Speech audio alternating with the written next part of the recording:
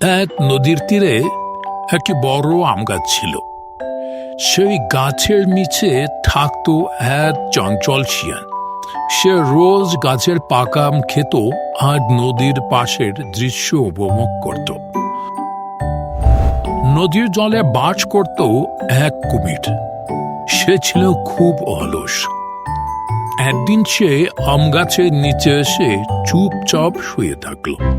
শিয়ালটা তখন গাছের নিচে বসে আম খাচ্ছিল। কুমির বলল, বন্ধু, তুমি তো এত মিষ্টি আম খাও, একটা আমাকে দেবে না? শিয়ালটি হেসে বলল, নাও বন্ধু, খাও। সে কিছু পাকা আম ছুঁড়ে দিল কুমিরের মুখে। পরের দিন কুমির তার স্ত্রীর কাছে সে মিষ্টি আমের কথা বলল। স্ত্রী বলল, ওহ, যদি ওই বানরের হৃদয় পেতাম তবে তো সেটা আরো মিষ্টি হতো। ও তো আম খায়, নিশ্চয় তার হৃদয়ও খুব সুস্বাদু হবে। কুমির ভাবল, এটা তো ভালো আইডিয়া। সে পরের দিন শিয়ালকে বলল, বন্ধু, আমার বাড়ি নদীর ওপারে। তুমি এত ভালো বন্ধু, তুমি কি আমার সঙ্গে ঘুরতে যাবে? আমার স্ত্রী তোমার সঙ্গে দেখা করবে। সে তোমার অনেক গল্প শুনেছে। ভালোবাসায় ভরা শিয়াল এক মুহূর্তে রাজি হয়ে গেল। কুমিরের পিঠে চড়ে নদী পাড়ি দিতে লাগলো। মাঝ নদীতে এসে কুমির ফিস ফিস করে বলল, আসলে বন্ধু, আমি তোমাকে নিয়ে যাচ্ছি তোমার হৃদয় খাওয়ার জন্য।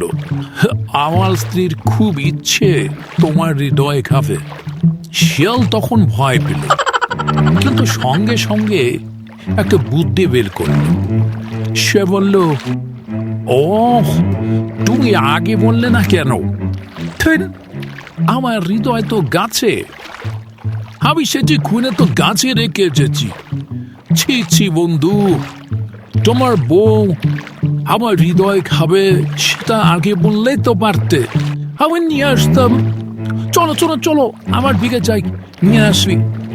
কুমির একদম বিশ্বাস করল এবং আবার তীরে ফিরে এলো। চরে নেমেই, বোকা কুমির, হৃদয় কি কখনো শরীর থেকে আলাদা করা যায়? এবার যাও, আর কখনো বোকা মালানোর চেষ্টা করো না।